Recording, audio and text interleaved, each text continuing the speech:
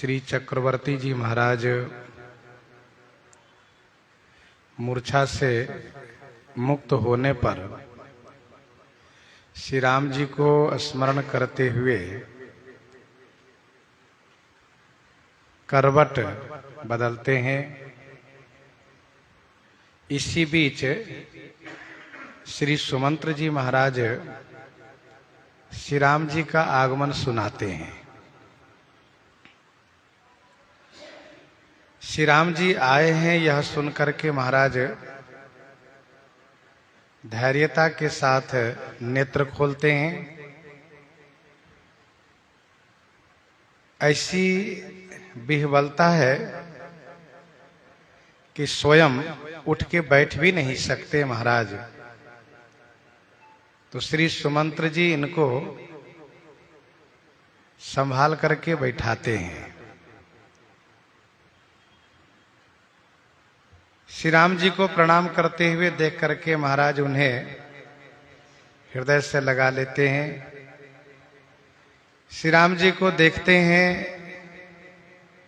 तो उनके नेत्रों से अश्रु की धारा बह चलती है। मन में इतना शोक है कि कुछ कह नहीं पा रहे हैं। बार बार श्री राम जी को हृदय से लगाते हैं। मन ही मन श्री ब्रह्मा जी को मनाते हैं, श्री शंकर जी को मनाते हैं। आप सब ऐसी कृपा करें कि श्री रघुनाथ जी वन को न जाएं। सो मेरे महेश ही कहई निहोरी, बिनती सुनहु सदा शिव मोरी। आशुतोष तुम अवधर दानी, आरति हरहु दीन जन जानी। भगवान महेश को स्मरण करके उनसे निहोरा पूर्वक कहते हैं कि हे सदाशिव, आप मेरी विनती सुनिए। आप आशुतोष हैं, अवधर दानी हैं। मुझ जन को दीन जान करके दुख का हरण कीजिए। आरती हरहु दीन जन जानी।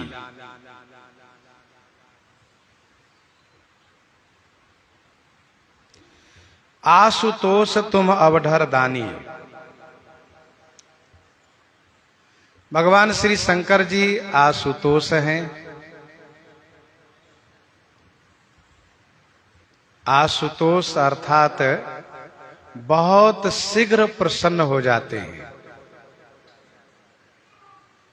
आशु माने शीघ्र, तोष माने संतुष्ट हो जाते हैं, प्रसन्न हो जाते हैं।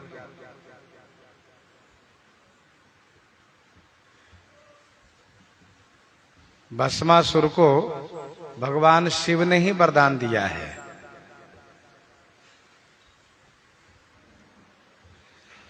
तो वृकासुर ने जब देवर्षि नारद जी से पूछा कि सबसे शीघ्र जल्दी में कौन देवता प्रसन्न होते हैं, तो श्री नारद जी ने कहा कि भगवान शंकर जी। और हुआ भी ऐसा ही। तो भोलेनाथ आशुतोष हैं। अवधर दानी का मतलब यह है कि दान देने में पात्र और अपात्र का विचार नहीं करते हैं। यह वरदान के अधिकारी है या नहीं, इस बात पर विचार नहीं करते हैं।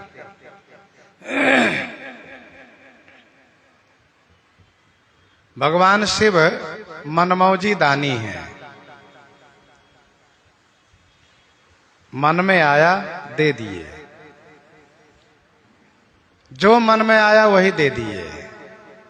कम नहीं करते। विनय पत्रिका 6 पद में गोस्वामी जी ने लिखा कि अवढर दानी द्रवत पुनि थोरे, अवढर दानी द्रवत पुनि थोरे, सकत न देखी दीन कर जोरे।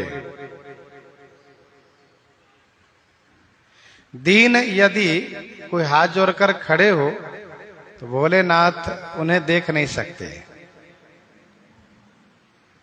तो अवढर दानी का मतलब मनमौजी दानी है।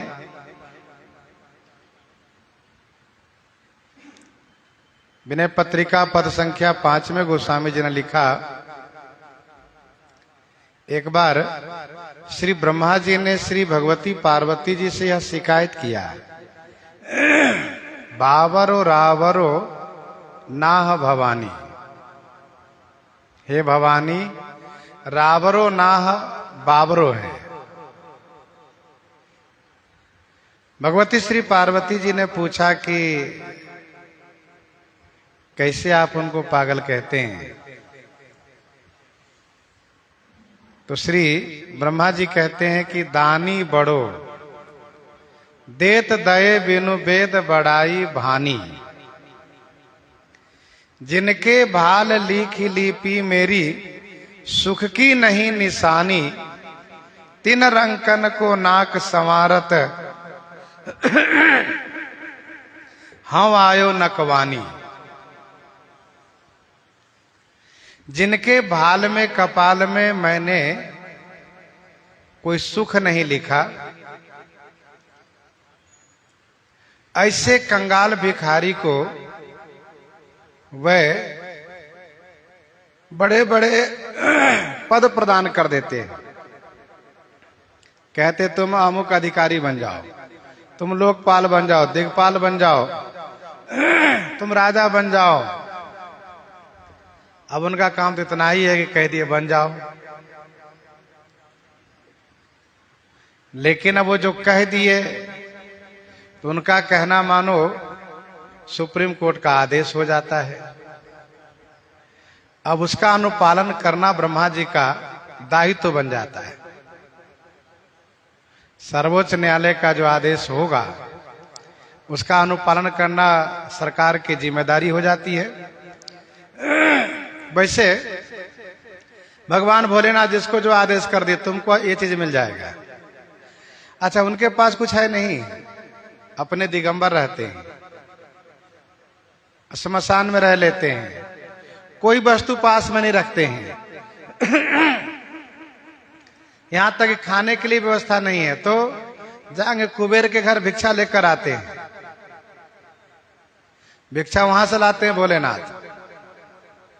लेकिन महादेव हैं, दानी बड़ो देत दये बिनु। श्रुति की मर्यादा है, वेद की मर्यादा है कि कुछ दे तब देना चाहिए, ये विधान है। मनुष्य भक्त जब देवी देवता कुछ अर्पित करता है, भले ही 1.25 रुपया के ही लड्डू चढ़ाता हो, अर्पित करता हो, लेकिन 1.25 रुपये के लड्डू के बाद वह ये कहता है कि हमारा काम 1.25 लाख का होना चाहिए। तो ये श्रुति मर्यादा है, कुछ लेकर के दीजिए। दानी बड़ो देत दये बिनु वेद बड़ाई भानी, वेद की मर्यादा को मिटा दिया। इसलिए श्री ब्रह्मा जी कहते हैं कि यह अधिकार सौंपिए और रही। हे भगवती श्री पार्वती जी, मैं ये चाहता हूं कि ये मेरा अधिकार किसी और को दे दीजिए, किसी और को ब्रह्मा बनवा लीजिए, क्योंकि आप भव भव विभव पराभव कारिणी है। तो आप औरों को ब्रह्मा बनवा लीजिए, अब ये हमसे होने वाला नहीं है। फिर आप क्या करिए? कहा मैं भी भिक्षा मांग करके माला जपा करूंगा, भीख भली मैं जानी। तो गोस्वामी जी ने कहा कि प्रेम प्रशंसा विनय व्यंग जुत, सुनी विधि की बड़बानी, तुलसी मुदित महेश मन ही मन, जगत मातु मुस्कानी। भगवती श्री पार्वती जी कहती है तो बढ़िया बात है ना। गरीबों को, दीनहीनों को, जिनको कहीं कोई व्यवस्था नहीं है, ऐसे असहारा को सहारा देना, उनको बड़ा पद दे देना, ये तो बड़प्पन की बात है ना, अच्छी बात है ना। भाई बड़ों को तो सब लोग देखते हैं, छोटे पर ध्यान रखना ये तो महादेव की ही विशेषता है, उनकी महानता है। तो भगवान शिव आशुतोष हैं, अवधरदानी है, अवधरदानी है।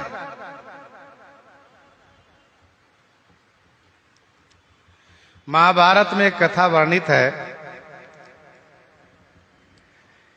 एक व्यक्ति का एक लौता पुत्र था, वह मृत्यु को प्राप्त हो गया है। अभी बच्चा था, छोटा था, वो मृत्यु को प्राप्त हो गया। उसके माता पिता, उसके परिजन ले गए जंगल में छोड़ने के लिए, छोड़ने के लिए ले गए। लेकिन पुत्र मोह इतना प्रबल है कि छोड़ के आने का मन नहीं करता है। गिद्ध ने समझाया कि अब शोक छोड़ो, घर को जाओ, अब ये जीवित नहीं होने वाला है, तुम क्यों शोक करते हो। तो उसी समय गिद्ध आ गया और वो कहने लगा, अरे कैसे तुम माता पिता हो, बच्चे को छोड़ के जा रहे हो। अब जैसे उसने कहा कि उसका शोक और 4 गुना हो गया, और उसने कहा ना हम नहीं जा सकते छोड़ के, रोने लग गया वहीं बैठ करके। गिद्ध ने गिद्ध से कहा, तुम इस तरह से क्यों कह रहे हो, बेचारे बैठे रहेंगे, क्या मिलेगा। कहा मिलेगा, मेरा मन कह रहा मिलेगा, ये बच्चा जीवित होगा। दोनों वहीं बैठ गए, गिद्ध और गिद्ध, ये लोग भी बैठ गए, वो लोग भी बैठे थे। बस थोड़ी देर के बाद भगवान शिव आए उधर से। अब ये रो रहे थे, भगवान शिव की दृष्टि पड़ी। भगवती पार्वती जी ने देखा, भोलेनाथ से कहा, स्वामी जी ये बेचारे बड़े करुण होकर के रुदन कर रहे हैं, बड़े दुखी हैं, देखिए क्या बात है। भगवान शिव ने जाकर के देखा, पूछा क्या बात है, कैसी सी बात है। भगवान शिव तुरंत उसको जीवित कर दिए, अनुग्रह कर दिए। गिद्ध ने कहा, गिदर ने कहा, भोलेनाथ हम लोग भी मांसाहारी, भूख तो हमको भी लगी थी, अब हमें क्या होगा। गिद्ध ने खास कर कहा, भगवान शिव ने कहा तुम्हारा पेट भर जाएगा, चिंता मत करो। कहने का भाव यह है कि भोले बाबा हमारे अवधर दानी है, मनमौजी दानी है। अच्छा, उनकी सेवा में बहुत कुछ करना भी नहीं पड़ता है, उनकी सेवा में बहुत कुछ नहीं करना पड़ता है। तो 4 बूंद जल भी अर्पित कर दीजिए, थोड़ा सा जल से अभिषेक कर दीजिए, 4 अक्षत समूचा चावल चढ़ा दीजिए,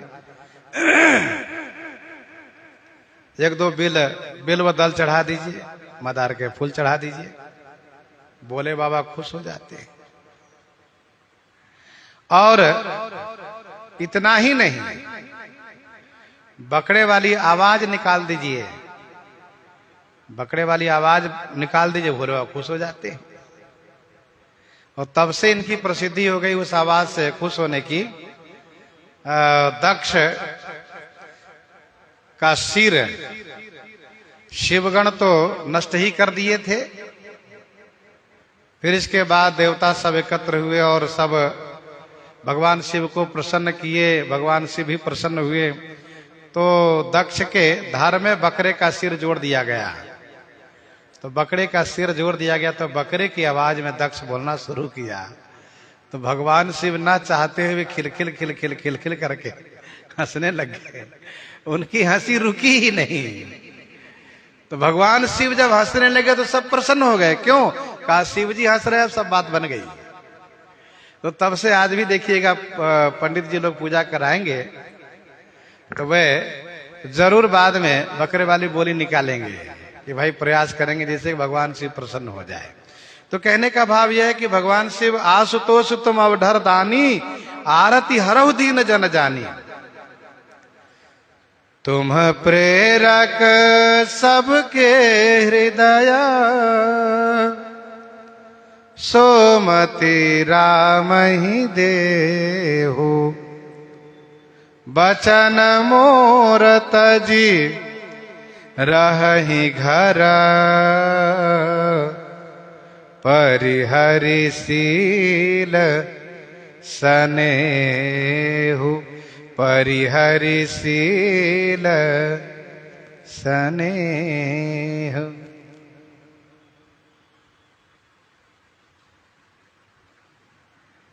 आज संसार में लोग चाहते हैं कि हमारे पुत्र शीलवान हो, स्नेहवान हो।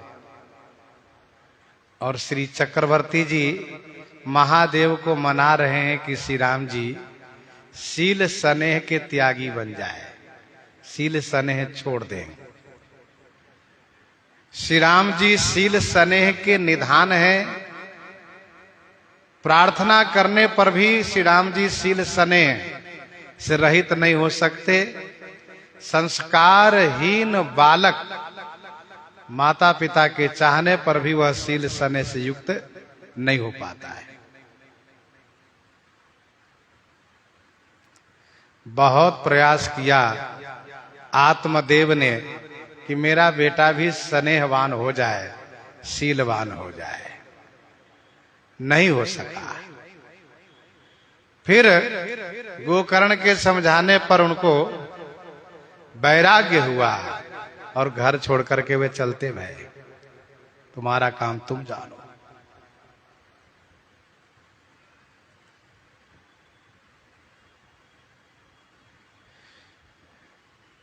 यही हाल बेन का। बेन के लिए बहुत प्रयास किया गया, नहीं सुधरा वो। तो कहने का भाव यह है कि श्री चक्रवर्ती जी महादेव से कहते हैं कि तुम प्रेरक सबके हृदय, हे महादेव आप सबके हृदय के प्रेरक हैं। राम ही सोमति देहु, श्री राम जी को वह बुद्धि आप दे दीजिए। कैसी बुद्धि? मोर वचन तजी घर रही। तो मेरा वचन श्री राम जी छोड़ेंगे कैसे?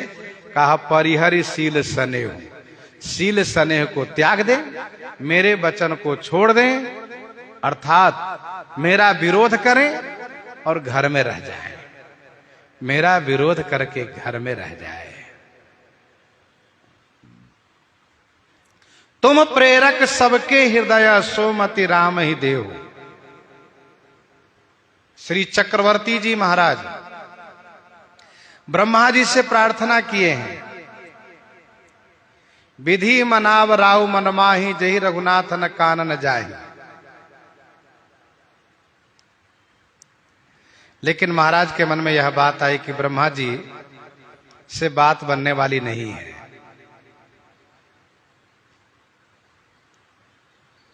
क्योंकि मैं ब्रह्मा जी को मना रहा था, हे ब्रह्मा जी सवेरा नहीं होने दीजिएगा। हो गया सवेरा, तो ये ब्रह्मा जी काम नहीं बनाएंगे। तब ध्यान में आया सबसे बढ़िया देव है महादेव, आशुतोष हैं और डरदानी है। तो महादेव से प्रार्थना कर रहे हैं, लेकिन भगवान विष्णु से प्रार्थना नहीं किए। क्यों? क्योंकि कल्प भेद से भगवान विष्णु जी भी श्री राम रूप में अवतार लेते हैं और श्री राम जी विष्णु भगवान है ऐसा महाराज जानते हैं। राम चराचर नायक है। पहली बात तो यह है कि राम चराचर नायक हैं। दूसरी बात यह है कि श्री विष्णु जी से इसलिए प्रार्थना नहीं किए कि भगवान विष्णु भी बड़े विलक्षण देवता है। कहिए क्यों? कहा वह अनुचित मांग देते नहीं कहीं। आप अनुचित मांग कीजिए तो नहीं देंगे। क्या कह के टाल देंगे? देखो बाबा, कुपथ माग रुज व्याकुल रोगी और वैद न दे सुनहु मुन जोगी, यही भी रही तुम्हार में ठयो। तो श्री चक्रवर्ती जानते हैं कि त्रिदेव में इन सब कामों में सबसे बढ़िया महादेव है। उनसे जो मांगा जाता दे देते हैं, परिणाम क्या होगा वो नहीं सोचते हैं। लेकिन भगवान विष्णु बिना विचारे नहीं देते हैं, वो विचार करेंगे। अनुचित मांग होगा नहीं देंगे, टाल देंगे, कह देंगे नहीं तू बीमार हो, तुम्हारे लिए कुपथ्य है, इसे तुम्हारी बीमारी बढ़ेगी। और फिर तुम परेशान हो जाओगे, इसलिए तुम अभी परहेज करो, संयम करो। तो ऐसे हैं भगवान विष्णु, तो उनसे मांगने कोई मतलब ही नहीं है। इसीलिए श्री शंकर भगवान से मांग रहे हैं श्री चक्रवर्ती जी। देखिए, मांगना अपना काम है, देना या न देना ये तो दाता के ऊपर निर्भर करता है। दाता में भी कौन से दाता कैसे हैं यह देखकर ही मांगा जाता है। कौन कितना दे सकते हैं, क्या दे सकते हैं, ये भी विचार करके ही मांगना चाहिए। मांगना उन्हीं से चाहिए।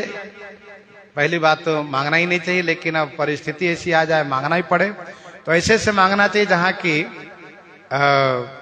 आशा की पूर्ति हो, वाणी सफल हो और निराश न होना पड़े। भगवान शिव से मांग रहे हैं श्री चक्रवर्ती जी, यहां पर तो निराश ही होना पड़ेगा, लेकिन मांग कर रहे हैं कि तुम प्रेरक सबके हृदय सोमति राम ही देहु। भगवान शिव से पूछा गया, भोलेनाथ चक्रवर्ती जी इतना उन्होंने विनय कर रहे थे आपसे, क्यों ना उनकी प्रार्थना सुन लिए, श्री राम जी की बुद्धि फेर दिए। तो भगवान शिव ने कहा, तुम्हें नहीं मालूम है, श्री राम जी वे हैं जिनके आगे किसी का कुछ नहीं चलता है, उनके आगे किसी का कुछ नहीं चलता है। फिर कहा, राम किन चाहे सोई होई, करई अन्यथा से नहीं कोई। वे जो करना चाहते वही होता है, किसी के चाहने से कुछ नहीं होने वाला है। और फिर भला हम उनकी बुद्धि फेरेंगे जो सबकी बुद्धि को फेरने वाले हैं। वे सबकी बुद्धि के प्रेरक हैं, वे उनकी बुद्धि को हम फेर पाएंगे। अभी श्री चक्रवर्ती जी इस बात को नहीं समझ पा रहे हैं कि श्री राम हैं कौन, माधुर्य में वात्सल्य में भूले हैं, इसलिए हमसे प्रार्थना व औरों से प्रार्थना कर रहे हैं। तुम प्रेरक सबके हृदय सोमति राम ही देहु, बचन मोर तजी रही घर। श्री राम जी मेरे वचन को त्याग दे।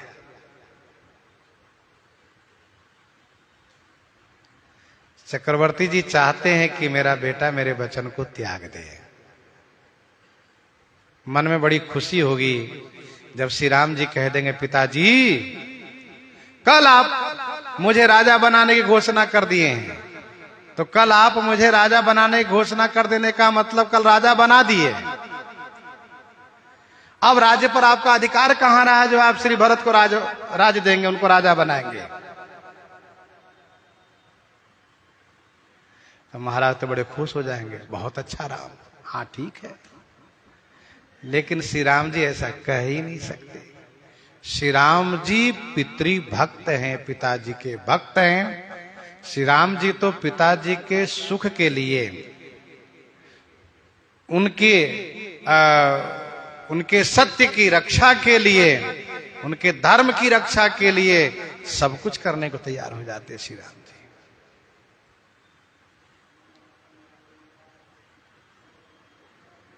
श्रीमद् वाल्मीकि रामायण में श्री लक्ष्मण जी जब श्री पिताजी का विरोध किए, तो श्री राम जी ने श्री लक्ष्मण जी को समझाया। कहा, लक्ष्मण तुम मेरे पिताजी की मजबूरी नहीं देख रहे हो। वे कोई शौक से मुझे बन जाने के लिए नहीं कहेंगे। उनकी मजबूरी देखो, उनकी विवशता देखो, उनकी लाचारी देखो, किस दशा में है वे प्राप्त, उनकी दशा को देखो।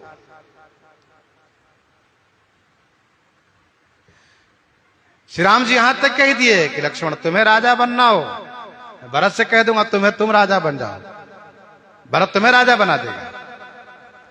तो कहने का भाव यह है कि श्री राम जी पितृ भक्त हैं, माता पिता के भक्त हैं।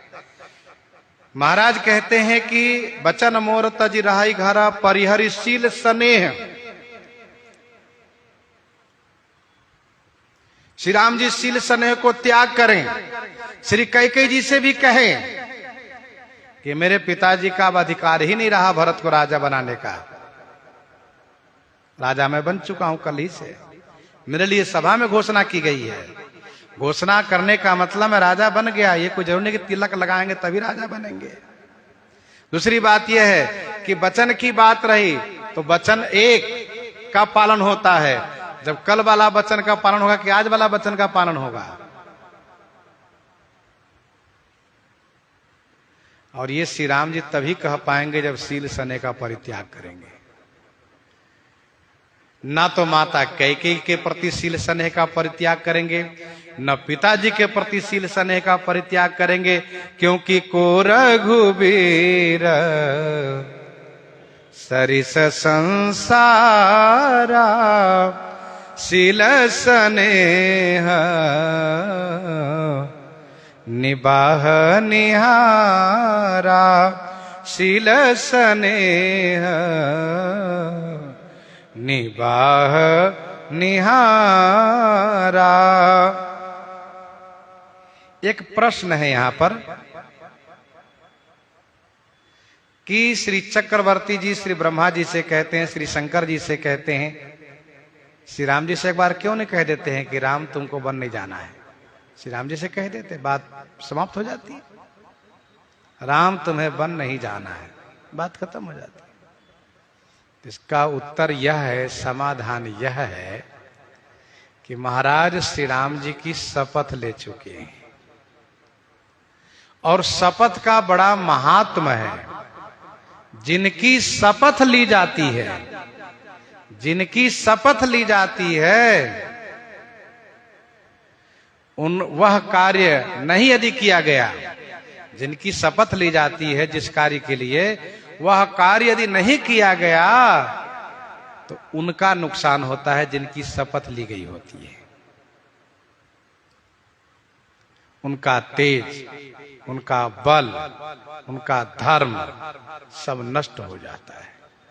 और यह महाराज कभी नहीं चाहेंगे कि श्री राम जी का तेज, बल, धर्म नष्ट हो। महाराज की यही मजबूरी है और इसलिए मंथरा ने श्री कैकेयी को पाठ पढ़ाया था कि भूपति राम शपथ जब करई, तब मांगे हो जही बचन न टरई। इसलिए महाराज विवश है। श्री राम जी मना कर दे कि मैं नहीं जाऊंगा, ये ठीक है, ये चलेगा, लेकिन हम नहीं कह सकते कि तुम वन को नहीं जाओ।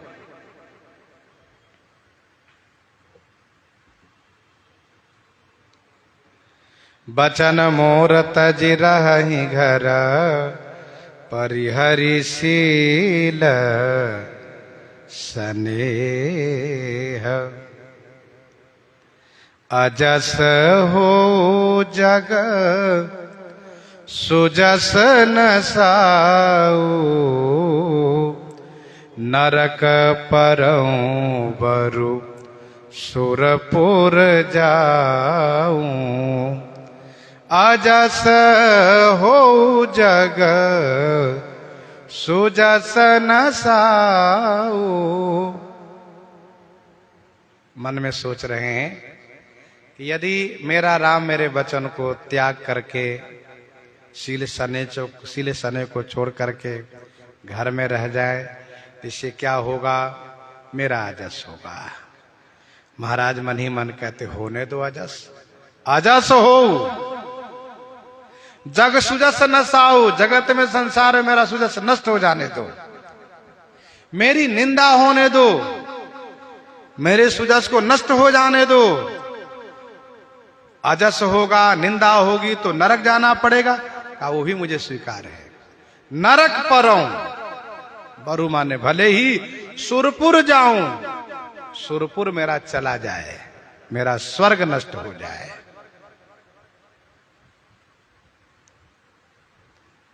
अजस हो जग सुजस न साऊ नरक परौ बरु सुरपुर जाऊ। अजस हो जग सुजस न साऊ से लोक नाश होना है और नरक परौ बरु सुरपुर जाऊ से परलोक नाश होना है। मेरा अजस हो, मेरा सुजस नाश हो, मैं नरक में जाऊं, मेरा स्वर्ग नष्ट हो, मुझे इसकी कोई चिंता नहीं।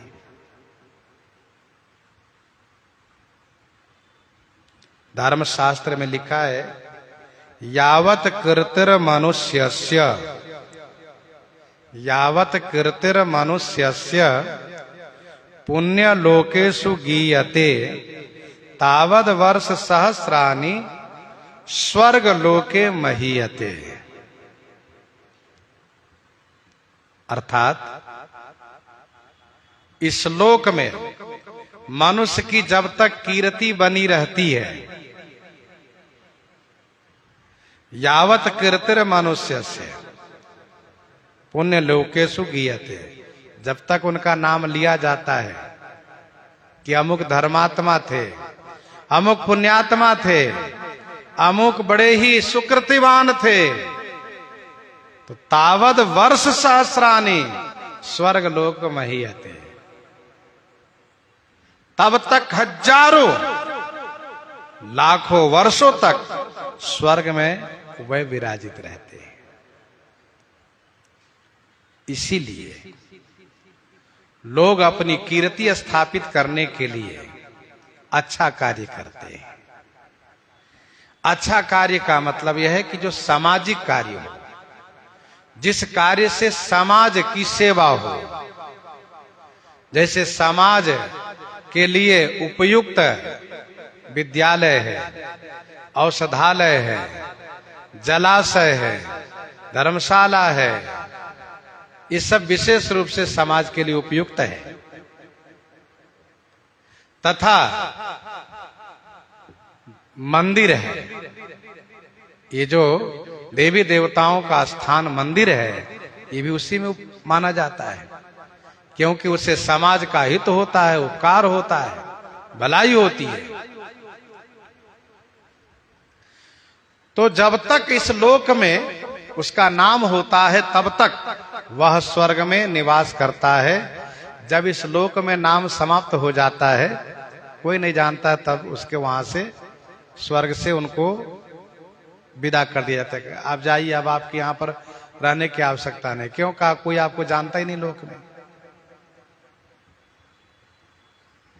इसीलिए भारतीय संस्कृति कहती है, सनातन धर्म कहता है कि अपने पूर्वजों को याद रखो।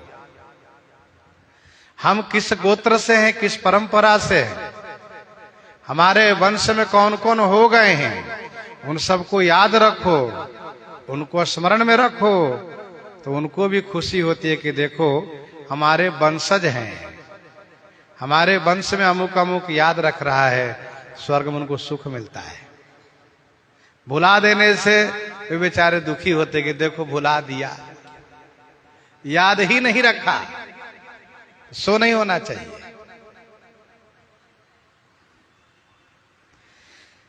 स्कंद पुराण की कथा है, एक राजा हुए हैं, इंद्रद्युम्न नाम के राजा।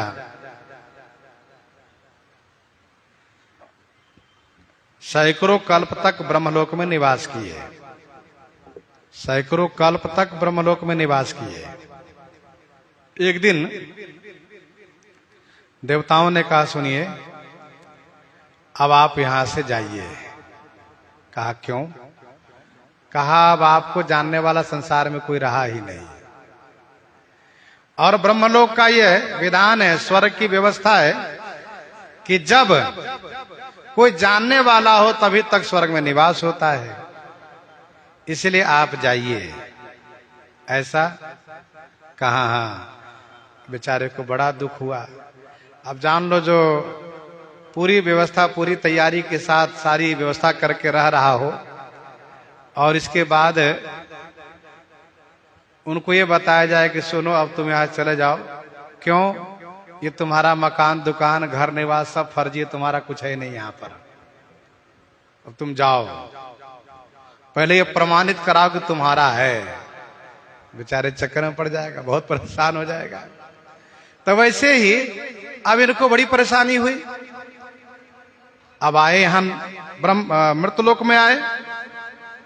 मृतलोक में आए तो पता किया कि सबसे अधिक आयु वाले कौन है, तो पता चला मार्कंडे जी।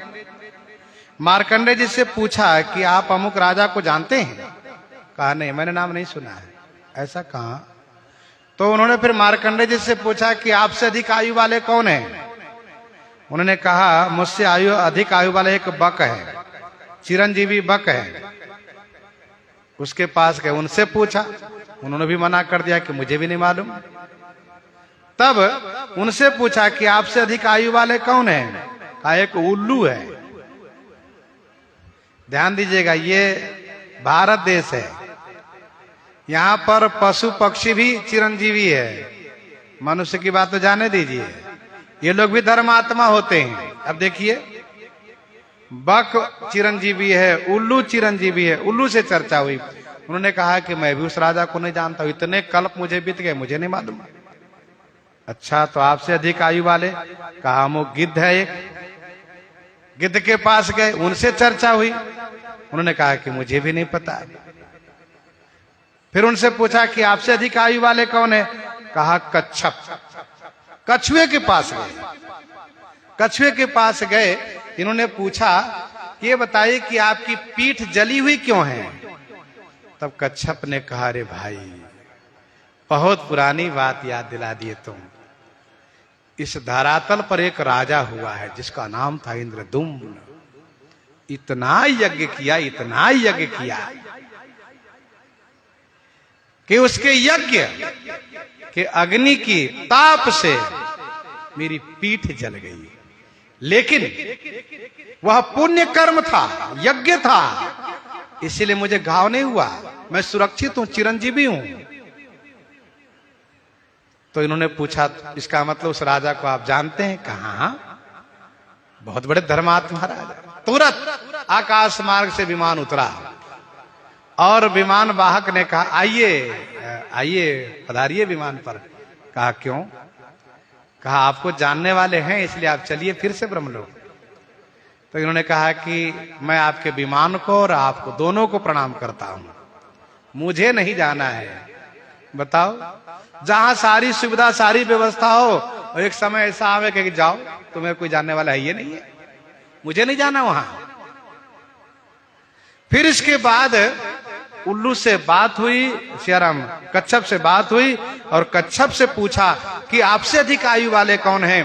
कहा श्री लोमस ऋषि जी हैं, चिरजीवन लोमस ते अधिकान है। फिर लोमस जी महाराज के पास आए हैं और उनसे दीक्षा लिए, शिक्षा लिए, और तब इन्होंने ये समझा कि भक्ति करके, भजन करके संसार से मुक्त जो हो जाना ही अच्छा है, स्वर्ग प्राप्त करना अच्छा नहीं है। क्यों? क्योंकि स्वर्गौ स्वल्पांत दुखदाई, क्षीण्य पुण्य मर्तलोके विसंति। पुण्य क्षीण होने के बाद मृतलोक में धक्का देके भगा दिए जाते, जाओ तुम्हें यहां नहीं रहने दिया जाएगा, जबरदस्ती हटा दिए जाते वहां से।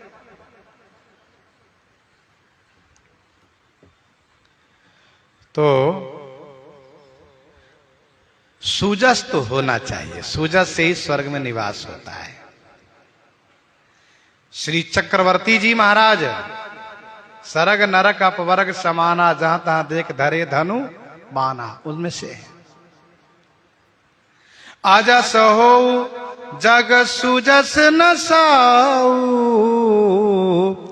नरक परौ बरु सुरपुर जाऊं। यहां सुरपुर जाऊं का मतलब ये नहीं कि स्वर्ग में चला जाऊं, सो नहीं, सुरपुर जाऊं माने नष्ट हो जाए, ये अर्थ है इसका। सब दुख दुसह सहाबहु मोही, सब दुख दुसह सहाबहु मोही, लोचन ओट राम जनी होही। सब दुख दुसह सहावहु मोही, मोही सब दुसह दुख सहावहूं, मुझे सब असहनीय दुख सहा लिए जाए, मैं सब सहने को तैयार हूं, लेकिन लोचन ओट राम जनी होही। श्री राम जी मेरे नेत्र के आढ़ न हो। यह है श्री चक्रवर्ती जी का श्री राम प्रेम। श्री राम जी मेरे नेत्र से दूर न हो, मुझे जो भी दुख देना हो सब दुख मुझे स्वीकार है, लेकिन मेरे राम जी मेरे नेत्र के सामने बने रहें। हे महादेव, हे भोलेनाथ, आप ऐसी कृपा कर दीजिए। महाराज ने श्री कैकेयी जी से कहा कि मांगू माथा वही देव तो ही, तुम सिर मांग के देखो तुरंत काट के दूंगा, लेकिन मेरे राम जी को मुझसे दूर मत करो। लोचन ओट राम जनी हुई।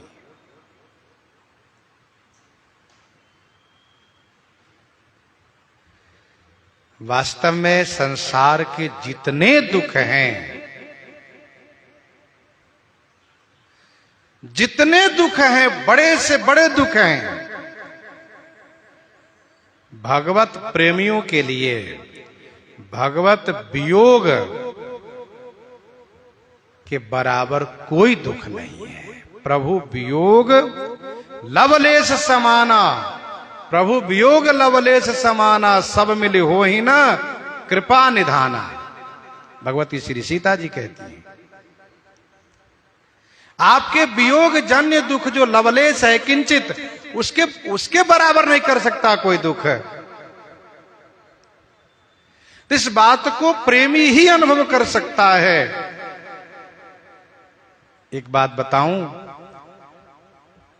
न जागने में सही, सपने में भी जिन्हें भगवत विरह का आभास हुआ हो, वह इस बात को समझ सकता है। लोचन ओट राम जनि होहि, सब दुख दुसह सहावो मोहि, लोचन ओट राम जनि होहि। श्री राम जी मेरे नेत्र से दूर न हो। असमन गुण राव नहीं बोला, असमन गुण राव नहीं बोला, पीपर पात सरिस मन डोला, पीपर पात सरिस मन डोला। असमन गुनई राव नहीं बोला। मन में ऐसा गुनई माने विचार कर रहे हैं, लेकिन बोल नहीं पा रहे हैं। असमन गुनई राव नहीं बोला। महाराज का चित्त इस समय स्थिर नहीं है। पीपर पात सरिस मन डोला, पीपल के पत्ते की तरह इनका मन डगमगा रहा है, डोल रहा है।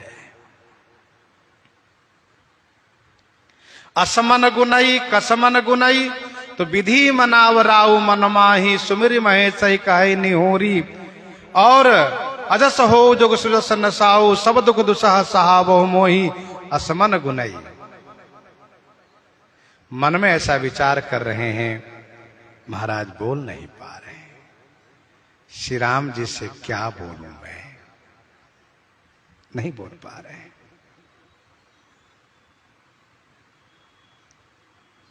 शोक विवश कछु कहे न पारा, हृदय लगावत बारह बार।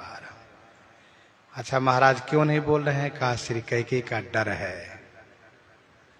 यदि मैं कुछ बोला तो श्री कैकेयी उल्टा सीधा बोलने लगेगी, वो तुरंत बड़बड़ाने लगेगी, और जो मेरे लिए असहनीय होगा। कैकेयी जी ना होती तो कुछ बोलते भी, पर यही है वे, और इसीलिए यहां पर हैं कि मेरे विरुद्ध कोई बात ना हो, ऐसी कोई बात ना हो जो मैंने वरदान मांगा है उसके विरुद्ध कोई साजिश हो। असमन गुनई राव नहीं बोला, पीपर पात सरिस मन डोला। पीपल का पत्ता डगमगाता रहता, बिना हवा के डोलता रहता है। पत्ते में वजन होता है, डंडी बड़ी होती है। पत्ते और डंडी का जहां संबंध होता है वहां पतला भाग होता है, इसलिए पीपल के पत्ते की ओर देखिएगा तो बिना हवा के भी डगमग डगमग वो करता रहता है। एक बहुत प्रसिद्ध कहावत है, पीपल के पान हाथी के कान और पंडित की जवान डोलती ही रहती है।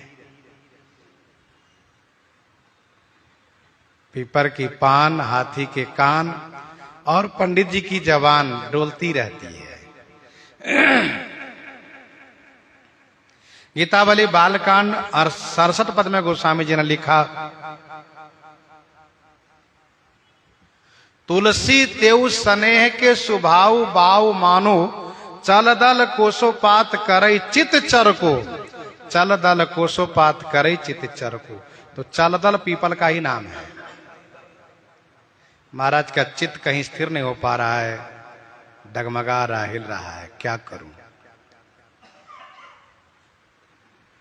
भगवान श्री राम जी ने देखा मेरे पिताजी मेरे प्रेम में खोए हुए हैं, मुझसे कह नहीं पा रहे हैं संकोच बस, और माता कैकेयी का रोष बढ़ता हुआ दिख रहा है, और माता कैकेयी कुछ कहेंगी तो मेरे पिताजी को बहुत कष्ट होगा।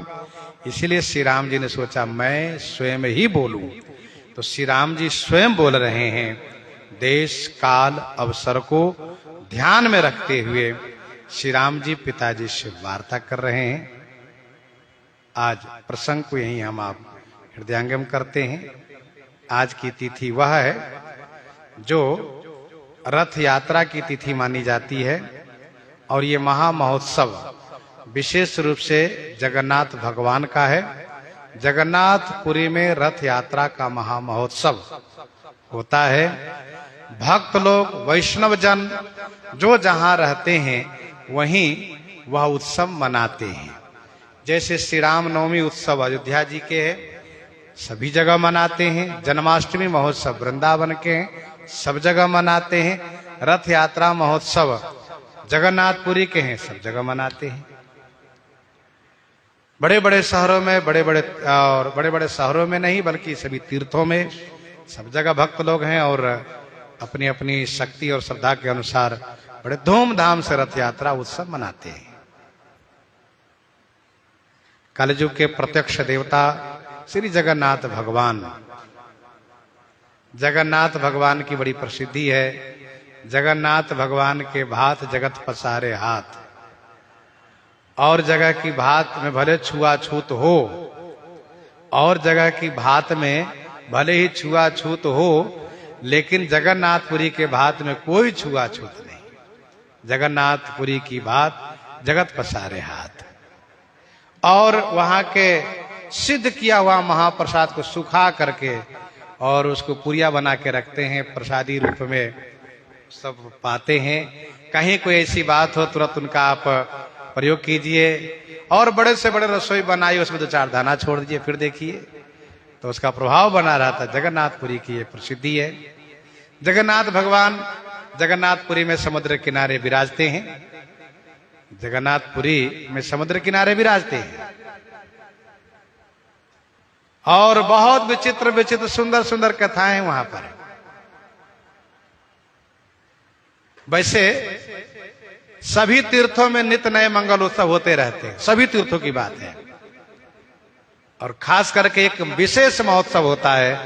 तो वैसे जगन्नाथपुरी का ये विशेष महोत्सव है। श्री जगन्नाथ भगवान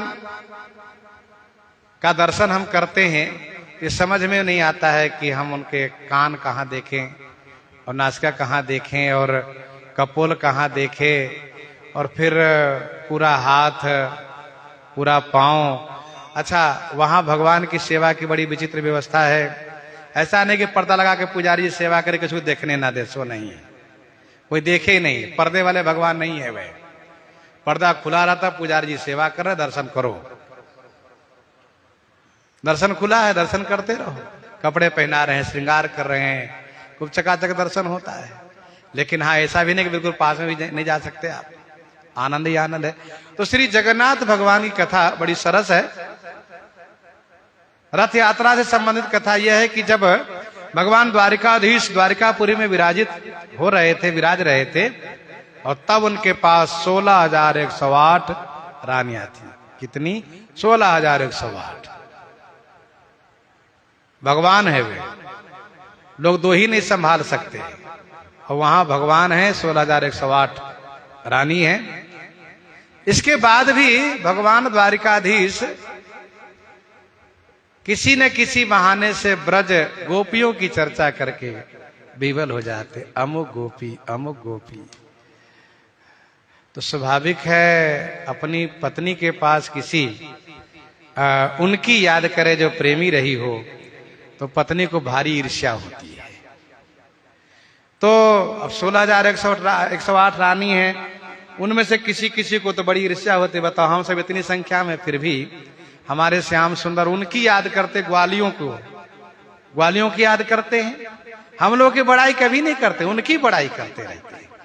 और कुछ ऐसी हैं रानियां जो कहती हैं कि वे ऐसी रही हैं तभी तो उनकी बड़ाई करते हैं, ऐसी वो थी, उनका ऐसा प्रेम था। अब इनको प्रेम, उन्होंने ऐसा प्रेम दिया है तो स्वाभाविक है प्रेम की चर्चा तो करेंगे ही। ये चर्चा होती थी। एक बार बहुसंख्यक रानियों के बीच ये गोष्ठी हुई, क्यों न हम उन गोपियों के प्रेम की चर्चा सुने, आखिर उनका प्रेम कैसा था जो हमारे श्याम सुंदर, हमारे पति द्वारिकाधीश, हम लोगों को रहते हुए उनकी याद, उनके ख्याल में खो जाते हैं, उनके लिए विह्वल हो जाते हैं। तो सबने आपस में निर्णय किया कि हाँ, सुननी चाहिए प्रेम कथा, प्रेमियों की प्रेम कथा सुननी चाहिए। इससे क्या लाभ होगा? तो प्रेमियों के प्रेम कथा सुनने से प्रेम प्राप्त होगा। हम ऐसा ही प्रेम अपने स्वामी से करें, अपने भगवान से करें, अपने इष्ट देव से करें। इसलिए प्रेमियों के प्रेम कथा सुननी चाहिए। कथा कहेंगे कौन? कहा जो श्री कृष्ण भगवान के पूरी लीला देखो वही कथा कह सकते हैं। तो पता किया गया तो पता चला कि केवल एक ही ऐसे सदस्य हैं, एक ही ऐसे पात्र हैं जो भगवान श्री कृष्ण के सभी लीला के साक्षी हैं। वे कौन है? कहा रोहिणी माता। बाकी कोई नहीं है जो सभी लीला के साक्षी रहे हो। रोहिणी माता हमेशा साथ में है। जसोदा जी बाल लीला का अवलोकन की तो कुमार, किशोर और युवा अवस्था की लीला कुछ नहीं देख पाई वे। देवकी जी मथुरा की लीला देखी है, द्वारका की लीला देख रही हैं, लेकिन वृंदावन की लीला से वे अपरिचित है, नहीं देखी है। सबने निर्णय किया कि हम लोगों की सासू माँ ये कहें रोहिणी, आहा, उनसे हम प्रार्थना करें, वह सुनावे। रोहिणी जी से सबने प्रस्ताव रखा। कहा बात तो बहुत अच्छी है, लेकिन ये कथा वहां होगी जहां श्री कृष्ण बलराम ना आ सके, ये दोनों ना आ सके। अब ये यहाँ के राजा हैं, यहाँ के मालिक हैं, उनको कौन रोक सकता है? यही तो समस्या है भाई। उन्हीं का महल, उन्हीं के पूरा समाज, उनको कौन रोकेगा? रोहिणी जी ने कहा जब तक कोई रोकेगा ना तब तक कथा नहीं हो पाएगी, क्योंकि ब्रज गोपियों का प्रेम, ब्रजवासियों का प्रेम ही ऐसा है कि यदि दोनों आ गए तो उनको संभालते नहीं बनेगा, वे बिल्कुल विह्वल हो जाएंगे। कौन संभालेगा उन दोनों को? फिर अब जिनको कथा सुनना है वो तो जुगाड़ लगाएगा ही, व्यवस्था करेगा ही, चाहे जैसे कथा हमको आपसे कथा सुननी है, जो जो समस्या उस सबका समाधान किया जाएगा। तो समाधान ये हुआ कि बड़ा सा जो हाल है जिसमें सभी रानियां बैठ जाती हैं, सब बैठेंगी और द्वार पर रखा जाएगा उनकी बहन श्री सुभद्रा जी को। उनका लिहाज करेंगे, वह उनके साथ जबरदस्ती नहीं करेंगे। और फिर सभी दरवाजा, खिड़की, फाटक बंद करके कथा होगी। सारी तैयारी हो गई, कथा की सारी तैयारी हो गई। सुभद्रा जी को मना लिया गया, वह मान गई, द्वार पर बैठ गई, सब अंदर हो गए, कथा शुरू हो गई। कथा के भाव का तरंग होता है। पहले तो कथा की आवाज धीमी थी, यद्यपि ध्वनि प्रसारण यंत्र वहां लगाया नहीं गया था। उद्देश्य था कि इस हाल के बाहर आवाज न जाए, लेकिन वक्ता का, व कथा बोलने वाले को भी एक प्रेम आवेश होता है, प्रेम आवेश, और उस आवेश में फिर वे अपने आप में नहीं रहते हैं। डॉक्टर लाख मना करे कि धीमे धीमे बोलना, फिर भी नहीं बोल सकते वे, वो आवेश में आ जाते हैं, भावावेश। रोहिणी जी कथा गाने लगी और ऐसी मधुर प्रेममयी कथा, उन ब्रज बालाओं की कथा, अद्भुत प्रेम, किस प्रकार से गोपी सब लाला कन्हैया से प्रेम करती थी, कैसे नचाती थी, कैसे नाचते थे। अब रोहिणी जी कथा बोल रही हैं, उनके दोनों नेत्रों से अश्रु झरझर झरझर बह रहा है, शरीर रोमांचित है, सुनने वाले सब प्रेम में विभोर है। अद्भुत विलक्षण कथा, प्रेम की कथा, और सबको लग रहा है कि इसीलिए हमारे श्याम सुंदर उनकी याद में खोए रहते। प्रेम ऐसा हो। कथा जब चर्चा होती है उन चौबे की पत्नियों की, उन गोपियों की, उन महाराज की, माखन चोर की, फिर उसी के साथ साथ लाला कन्हैया के उन बाल सखाओं की कथा, फिर तो आवाज पहुंच गई श्री कृष्ण बलराम के कान में। दोनों खींचा करके आ गए। देखा द्वार पर सुभद्रा जी बैठी हैं। बहन क्या बात है? कहा भैया जाना आपके लिए निषेध है, अंदर आपका प्रवेश वर्जित है। कहा हम नहीं सुन सकते कथा? नहीं। अच्छा हम यहां बैठ सकते हैं? कहा आपकी मर्जी, यहां बैठ लीजिए, चलेगा, अंदर नहीं जा सकते। हमने सबको वचन दिया है कि अंदर नहीं आने देंगे आप दोनों को। अच्छा ठीक। कथा सुनने लगे श्री कृष्ण बलराम जी। हमारे ठाकुर जी कथा कैसे प्रेम है, अब ये देखिए, अपने भक्त की कथा सुनने में कैसे विभोर हो जाते हैं, प्रेमी कथा सुन करके। अब श्री कृष्ण बलराम सुनने लगे, प्रेम की नशा चढ़ने लगी, और प्रेम की नशा, प्रेम की दशा ने इनके ऊपर इतना प्रभाव डाला कि शरीर में ऐंठन शुरू हुआ, और धीरे धीरे धीरे धीरे शरीर इनको सिमटने लगा, शरीर शरीर में समाहित होने लगा, विवर्णता आ गई, विचित्र दशा हो गई, हाथ पांव गायब हो गया, विचित्र दशा हो गई। और प्रभाव ये पड़ा, बगल में सुभद्रा जी हैं, बीच में वो भी बैठी हैं। श्री कृष्ण बलराम के प्रेम का प्रभाव पड़ा कि वो भी नहीं बच पाई, उनकी भी वही दशा होगी। ऐसा नहीं हुआ कि वह सुरक्षित रह गई हो।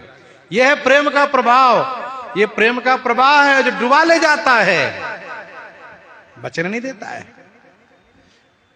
अब इस बात को प्रकट कौन करें? देवर्षि नारद जी, ठाकुर जी का मन है। नारद जी तुरंत आ गए। नारद जी ने देखा कि अरे द्वारिकाधीश की तो ये दशा, बड़ी विचित्र दशा, कोई नहीं पहचान सकता द्वारिकाधीश ही है। जगन्नाथ भगवान को देखिए, कोई कह सकते कि द्वारिकाधीश यही है? कोई नहीं। उन्होंने तुरंत भीतर जाकर के, अब नारद जी को रोक तो है नहीं, रोहिणी जी से कहा सुनिए कथा विराम कीजिए आप, अब कथा आगे मत बढ़ाइए, क्योंकि द्वारिकाधीश की बड़ी विचित्र दशा हो गई है। इसके बाद तुरंत कथा विश्राम की गई। सबने देखा, देवर्षि नारद जी ने प्रार्थना किया, ठाकुर जी धीरे धीरे अपने आप में आए, चेतन हुए और फिर स्वस्थ हुए। तो नारद जी ने कहा प्रभु एक वरदान में मांगू आज? कहा मांगिए। कहा जो आपकी ये जो आपका जो स्वरूप था ना, ये जो आपकी दशा थी प्रेममयी दशा, आपका ये जो भक्त विरह में भक्त प्रेम में जो स्वरूप था, हम चाहते कलयुग में सबके लिए सुलभ हो, ऐसा स्वरूप आप कलयुग में प्रकट कर दीजिएगा। ठाकुर जी ने कहा ऐसा ही होगा, तथास्तु। कालांतर में गुंडीचा सियाराम उत्कल देश उड़ीसा, उत्कल देश उड़ीसा के राजा इंद्रद्युम्न, जिन्होंने हजारों अश्वमेध यज्ञ किए और बड़े ही प्रेमी भक्त थे, उन्हीं के यज्ञ वेदी पर, जहां उन्होंने यज्ञ किया वह यज्ञ स्थल क्षेत्र है, गुंडीचा क्षेत्र है, उसी यज्ञ वेदी पर भगवान जगन्नाथ, बलभद्र जी, सुभद्रा जी तीनों वहीं प्रकट हो गए दारू विग्रह में। दारू विग्रह माने चंदन के लकड़ी के रूप में, काठ के विग्रह में, लकड़ी रूप में काठ के विग्रह में। और फिर वहीं यज्ञ वेदी पर ठाकुर जी का प्राकट्य हुआ। ठाकुर जी ने राजा को सारी बातें बताई। राजा ने उनके आदेश पर मंदिर का निर्माण कराया। शुभ मुहूर्त में ठाकुर जी को मंदिर में विराजित कराया। ये वही गुंडीचा क्षेत्र है। मंदिर से रथ पर विराजित होकर के, रथारूढ़ होकर के ठाकुर जी गुंडीचा क्षेत्र तक जाते हैं, रास्ते में एक जगह विराम करते हैं, फिर वे दूसरे दिन सुबह पहुंच जाते हैं और मंदिर में विराजित हो जाते हैं ठाकुर जी वहां गुंडीचा क्षेत्र में। फिर वहां से बाद में मंदिर में आते हैं, वहां का सब रीति रिवाज है और जगन्नाथ भगवान की बड़ी महिमा है। तो उनकी ये रथ यात्रा महोत्सव पूरे देश में बड़े धूमधाम से मनाए जा रहे हैं। आजकल सोशल मीडिया के जमाना है, सब लोग दर्शन करते, सबको पता चल जाता है, सब देखते हैं। तो वह रथ यात्रा जो